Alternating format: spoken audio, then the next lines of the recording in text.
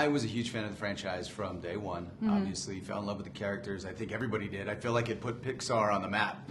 Sort of established that company as like creating kind of the most amazing family-friendly films, and something that you could literally bring your whole family to, and no one's comfortable. No one's uncomfortable, but everybody has a good time.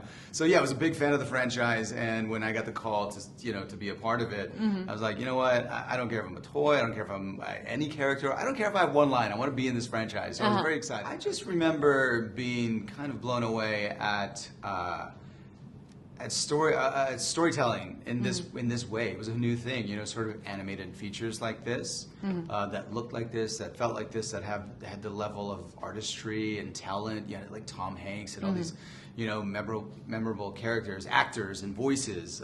It just kind of took animation to a whole new level, and then throughout the following decades, it's just only increased and gotten better. I mean, if you look at the animation on these things, it's beautiful. I mean, it's Woody. Everybody.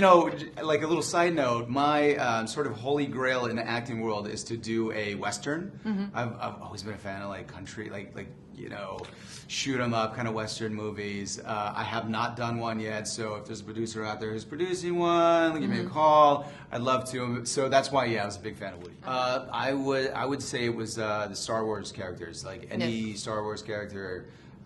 Once again, it was just one of those things where film captures your imagination, and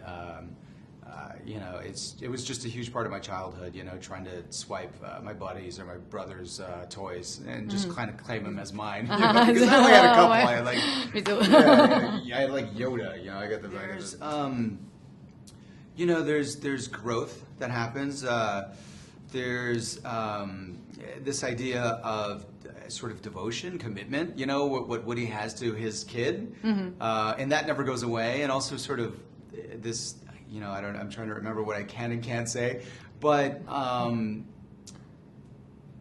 there's an evolution. There's an arc that sort of is completed in some way with Woody's character, and it's very emotional. And it's like I'm telling you, it's going to be hard to get through, but there's also the idea of the fork and it being trash to me, because I do feel strongly about sort of environmental issues.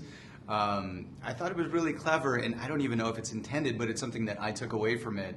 This idea of something that is disposable being able to be sort of repurposed, reimagined as something that has value.